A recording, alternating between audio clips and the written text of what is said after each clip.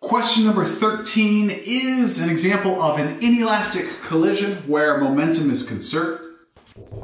Therefore, you know that the sum of the initial momentums is equal to the sum of the final momentums, where momentum is a vector. And finally, they're stuck together, and we're trying to figure out the final velocity of the composite body, the whole thing that's stuck together.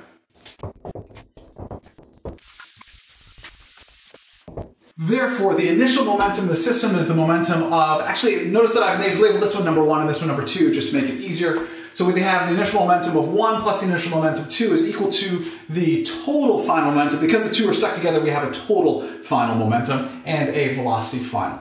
We can now substitute in the equation for momentum, mass times velocity.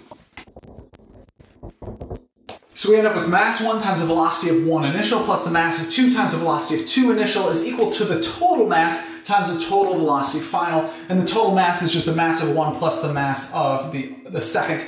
And we can just drop the total because it's the velocity final of the whole thing. Substituting in our values for the masses and the velocities. For our mass of the first one, we get m. For the initial velocity for the first one is just v.